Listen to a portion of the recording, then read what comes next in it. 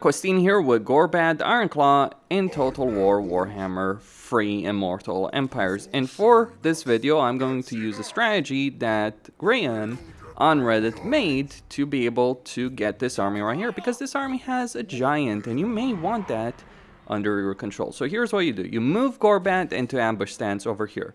Make sure you're not within this this circle of control. Make sure you're not getting too close. You want to move potentially a bit further to the west. You can even get some ogre mercenaries if you want. Also, you will want to get the Savage Orc Grey Shaman right here. Move him through the settlement. Like, so when you recruit him, he probably is going to be here. You can click on the settlement and move him through the settlement, put him outside. The reason you want to do so is, at least on Legendary, keep in mind I'm not sure how this would play out on lower difficulties, when you are vulnerable, or rather I think the best way to put it is, the AI does like to screw you over. So whenever the AI sees that you're building something, recruiting something, and they think they can win, they'll try and screw you over. Now this army will be completely eliminated. You can't just like, oh, I'll give up this battle, you know, and they'll retreat. No, they will be completely destroyed. That's how these armies are designed. So all the units here will die. But the faction leader for the Scabbii is right here. So we want to lure the bastard into attacking us. And we do so by laying a trap. So the AI is going to view this as a vulnerability, and they're going to start marching this army towards the settlement. That's what we want to do. Now, we also want to go to Forgrim and declare war on the Bloody Spears. Diplomacy is part of the game, I know. Balancing early game is what it is, right? The money is nice, but that's not necessarily important. We also want to declare war on Caracade Peaks to lure them into marching on Black Crag. So we can take advantage of that. And maybe, if things go well enough, to even confederate Skarsnik at roughly the same time. I say maybe, because it is a big if. It's not necessarily something you can control. You can't guarantee a confederation with 8 peaks. You may not guarantee a confederation with Skarsnik. But that is the randomization over here. The reason this campaign can go so sideways very quickly is because, like with Malachi Macason, you have a starting position where there's so many lords and AI characters and so many openings that a lot of different things can happen. And no two campaigns are really ever going to be the same over here. But there are certain things you can predict. Like, you can always guarantee Caracade Peaks on turn 2 if you want. But you can also make sure that you're benefiting in this situation. So he went in the underway. We intercepted him. I let him go because what we're after is this. Right? And this is without our resolve mods or anything like that. So we come over here. We auto-resolve that battle. And now we can form a confederation with these guys. So we've just gained a good amount of strength right here. And now, let's get some spiders, boys and girls. That's what we want. Some spiders. Although they won't train. Regardless, I guess we could keep this for another turn. Nah, we want to get rid of this as quickly as possible. So we're not going to recruit anything except some squigs. Really, forget that. Just recruit the squigs. But what do we want to do now, you might ask? Well, your campaign objectives are to actually take the Battlelands. But the biggest missed opportunity... But the Battlelands is a nightmare of a place. Scarbrand, Quake, all the legendary lords from Camry coming towards you. You can do it, to be sure. But I would reckon it's not the wisest idea that you could go for. So instead, here is what we are actually going to do right here. We're going to take our army right here. We're going to set up a lovely... Okay. Actually, we're not going to set up any kind of ambush, alright? So we're just going to recruit an Orc War Boss right here. Anyone can work, right? And just get some Goblin Archers. And right here, trade these guys in this situation. We need more bait to draw the backstabbers towards us, towards Black Rat. That means putting up armies in ambush stance. One, however, is what you're really looking for over here. Everything else, it gets complicated because then it gets calculated by, like, if you have multiple armies in ambush stance, I find that is less effective than just having one. So now we got the backstabber, but do we want to kill him over here? We can, to be damn certain, but do we want to go for that over here? Maybe. Maybe. Or maybe not. That's the dilemma, if you will. So instead of killing him, well, we got a bunch of goblins, so let's just get some boys. And right here, we're just waiting for that to be constructed. And getting ready over here. Oh yes, we are getting ready. Make no mistake on that. What are we getting ready for, you might ask? Well, we don't even need to be ready. We can actually just go over here and take Varenka Hills over. Yeah, we lose some squigs, but who gives a shit, right?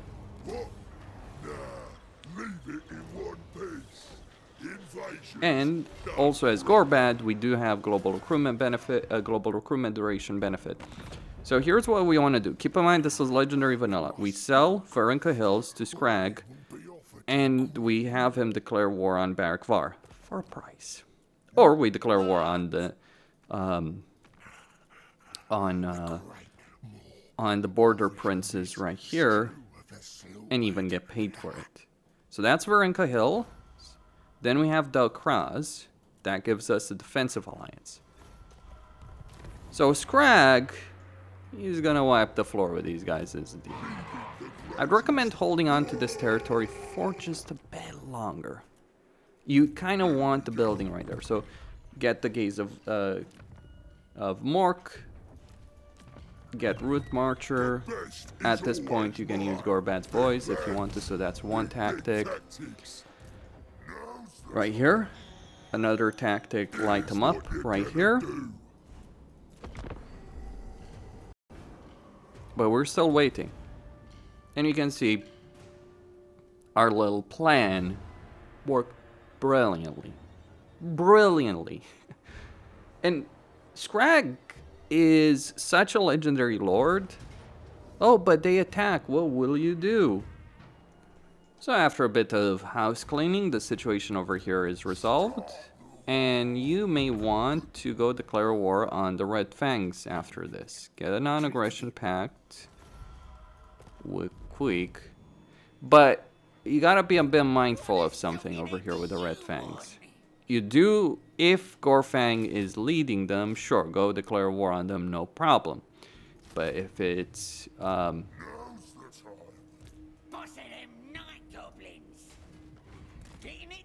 but if it's someone else, that's a bit of a different discussion. But yeah, we're getting some Mangler Squigs right here. I'd say get some big ones too. Got Night Goblin Archers. Money may be an issue. It's also really nice if you can get a Shaman. Like, I'm so lazy. Like, I could have possibly gotten a Black Orc Big Boss by, you know, killing everything. But it's like, I just, you know, once they routed, just chased them down. Got that Confederation done here.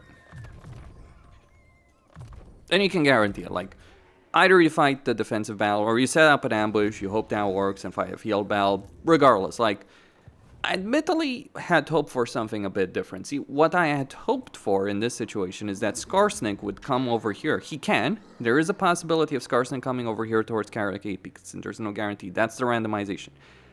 If he comes over towards Karakate Peaks, you get the chance of confederating both Karakate Peaks and Skarsnik at the same freaking time. And ooh, isn't that just a wonderful little thing right here? So what do you do now, really? Well, you got a bunch of upgrades. Would have been nice to get those boar boys, I'm not gonna lie. You get a bunch of pacts and all kinds of things right here. And you do also gain vision with the various factions that the Karakate Peaks faction also saw. So you can use that to your specific advantage. Be mindful of some of the pitfalls that you may have over here. Just worth keeping that in mind. Warboss of the Ironclaw tribe. Do I need squigs? Well, there is a choice. And I think the smart one is getting rid of some of these buildings. And also...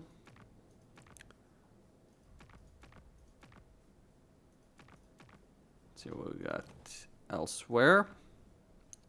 All kinds of various decisions, dilemmas that you can go for.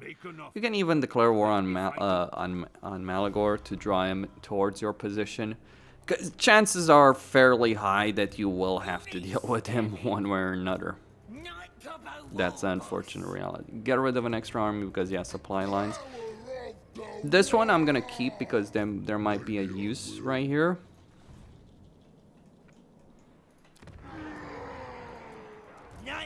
And we actually don't need to upgrade this. Like, we can get money elsewhere. But I just want those Mangler squigs right here. Okay. Yeah, the money.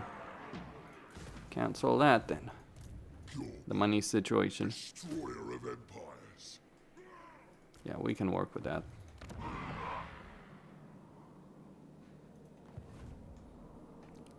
Okay. So the most likely scenario that does end up happening over here, by the way, just so you're aware, is that Skarsnik and Forgrim end up in a war with each other. That is what we're gonna use. Because if you leave, like you have a choice, essentially, at this point. Like, after getting Caracade Peaks, after doing all of this, you have a choice. You can't do both. That's not how this works, right? But you do have that specific choice of like, okay,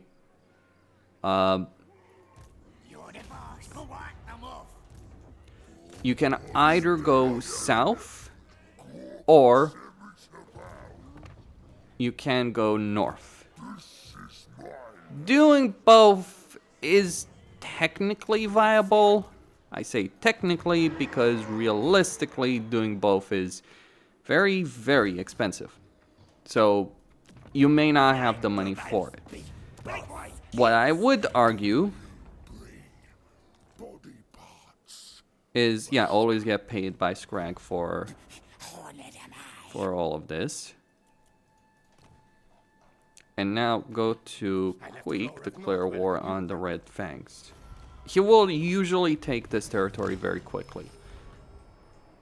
That's fine, for us at least. Get more income. The supreme warboss. And we're very close to filling up that WA meter, by the way. That's one specific advantage we can really use in this situation. And just merge these two. Smashing is what you be doing. So we got another tactic. And look, either we can interfere here, or we can't. Now, we may, I emphasize the may aspect of that statement, we may be able to wait until, like, if Forgrim may not declare war on you, especially when you're allied with Scrag, because the AI does know when it's about to declare war on another faction. And Scrag is certainly powerful enough to defeat Forgrim on his own, especially this early on. The real thing is, you don't necessarily want to lose the territory. And you may want, like, if you're going for the North plan, you may desire this territory for yourself. So, okay. We put him here in ambush stance. And if you get the shaman here, like that's another randomization. You may get a shaman from these guys. You might not get the shaman from these guys. That's another layer of randomization atop randomization, right? Can't really control some of these things. Chosen, you have warpstone. Bit of the problem. Or you can go, like, if you're going south, you may want to take There'll be some Ekron. changes round here. But here, well, let's see where he is. See, he doesn't have the movement range to deal with all of this. So yes, we are going for the north plan. You go, you fight for Grim, you win the siege. You get even Scrag over here. Like, it might seem like this is a very large army. It says close defeat, but you may have a lot of range units. Mangler Squigs want. There's almost no way you lose the battle. The real problem is Forgrim deciding to annoy you, but our goal here is to get Skarsnik. Our goal here is to also, like, the goal of this army, I could have sent him north, right? Because I knew that it was unlikely that I would be able to, you know, beat Quick to the punch there. But it is worth attempting. But your goal here, there's multiple things you want to do at the same time, kind of. Is like, you want to take Arzakarak, you want to ensure that you don't lose Karakdram to Forgrim, and you want to confederate Skarsnik. The reason you may want to go for the northern plan is, like, consider what's in the north. There's Grimgor, there's Azak, there's Zarnagrund. While your objectives, your campaign victory objectives, do incentivize you to go for the south is kind of fucking worthless, I'm gonna tell you, to be as blunt as possible. And you only get free recruit rank. That is not worth pursuing as an objective. The only reason you may actually, the only tangible reason you may want to go for the south is Galbaraz itself. Galbaraz gives you hero capacity for Shaman, gives you the Elf Gold Mine. But between Skarsnik, Azag, Grimgor, Zarnagrund, and even the Dark Lands as a whole, I think I can speak for a lot of people in saying that going for Forgrim is the better decision than going for Alat. And you can guarantee this confederation, because these guys will assault Black Crag. You might even prevent them from assaulting Black Crag. There's, like, if you lose the siege of Black Crag, I'm not sure what to tell you right there. The towers that alone may kill a good portion of the enemy army, and and Black Crag itself has a fairly decent garrison as well. Might be too many goblins though. Okay, so over here, Skarsnik did nothing against Forgrim, and Forgrim did nothing against Skarsnik, so we just go and kill him. And one of the things to be said about Skarsnik here is, like, yes, he has an Ragnarok. If you fight him in a settlement battle like this, you will lose the chance to get that Ragnarok. I just need the movement range to get the Shaman in range. But what's really important, as I see it, are not really the Ragnarok or units. Like, units, you know, that this is like kind of whatever, right? We can even increase our odds right here. That's Pyrrhic victory still. We can do more. Maybe we can even level up. Oh. It gives you an idea how many, yeah, I got a lot of experience points when I fought Forgrim. I didn't spend, I forgot to. Truthfully, like, the only real battle in this campaign was actually Carricade Peaks. Carricade Peaks, is that correct?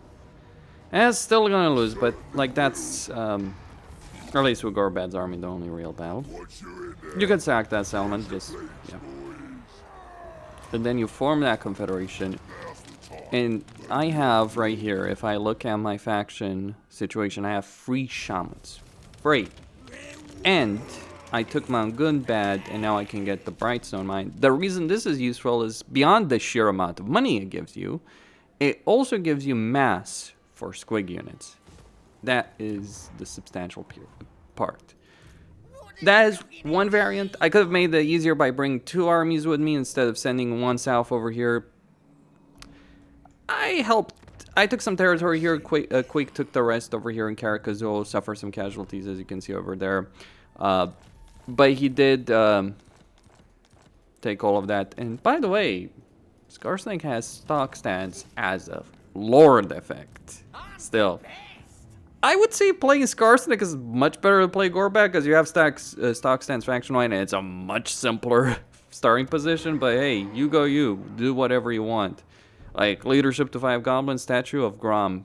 Maybe Grom should start there. Just saying, Grom peak. Just saying. Regardless, you can now, what you can now do in this campaign is go over here, try and get Azag one way or another, go over here for Zarnagrun, go get Grimgor.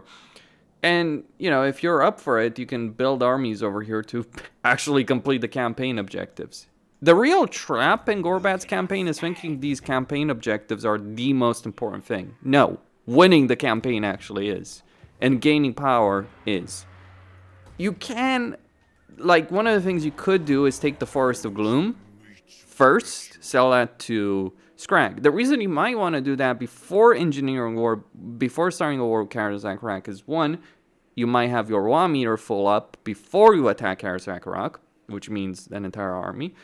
But beyond that, the important thing is, if Thorgrim and Skarsnik end up fighting each other in the campaign, then either in most Gorbad, and actually in every single Gorbad campaign except one, I think, but in almost every single Gorbad campaign I've played, Skarsnik has always lost to Thorgrim. I don't know what the heck is going on. I think it's because in a lot of these campaigns I do get Caracade Peaks very quickly.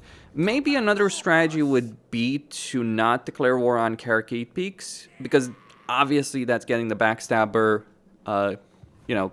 to attack you. And for all the benefits in getting Caracade Peaks as quickly as possible, if Skarsnik does have a tendency, if they stay alive, to move his entire army right to Caracade Peaks and take it. And while it might be lower level, if you can intercept him in time before he does that, you might be able to deal with the Backstabber with one battle, and then Skarsnik in another battle, get Caracade Peaks as tier 3, maybe even tier 4, unlikely tier 4, right? But tier 3, and then get Skarsnik with his tier 3 capital in the same turn. 2 confederations in the same turn. And then Skarsnik's likely going to have some armies over here, unless he's losing to Thorgrim already. You pincer Thorgrim, you obliterate Thorgrim, no problem, right? Because I would imagine you have some army. So I'd build an army here, deal with the Forest of Gloom, get some money from Scrag, build an army over here, wait for an opportunity with Caracade Peaks, deal with Skarsnik, deal with the Backstabber at the same time. There's so many possibilities here, but this all started with a couple of screenshots someone posted on how to get a giant from the Stabby Eye, and I just took that and it's like, what if we gain more than a giant? What if we got the whole damn fucking kingdom at the same time? This is why I like this campaign, even though I fucking hate Gorbad's faction mechanics, because they're just shit. This is a real plan. Costin signing out.